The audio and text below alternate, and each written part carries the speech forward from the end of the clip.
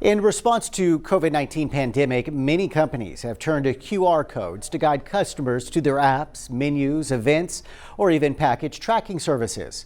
According to the Better Business Bureau, scammers are using QR codes as a way to direct victims to malicious websites, prompting the users to then input their personal information or login credentials for scammers to steal. Joining us now to tell us more is Katie Galan with the Better Business Bureau. Katie, good afternoon. What is the BBB seeing when it comes to Texans getting ripped off? Hi, Paolo. Thank you for having me. So with the pandemic and everything that was going on, we all became very familiar with QR codes, which is the little code that you scan. Typically, if you're going to a restaurant, it'll bring up the menus that you don't have a physical menu in front of you.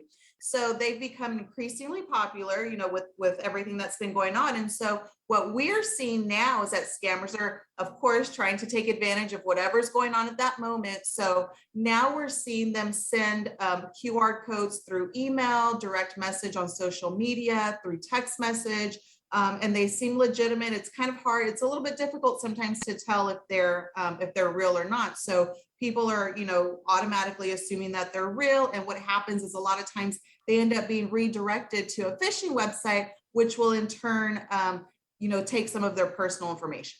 And Katie, what do we need to know to steer clear from these type of scams?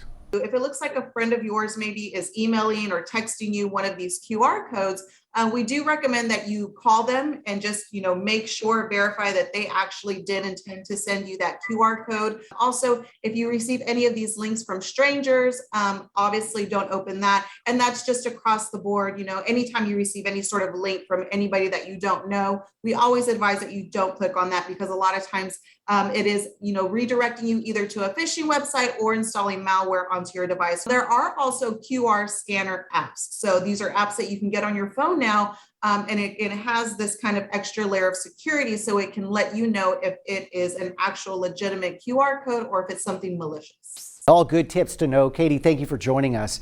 And if you have a question or concern about a scam, business, or product, be sure to log on to bbb.org for more. Stay with us. Your news at noon is coming back right after this.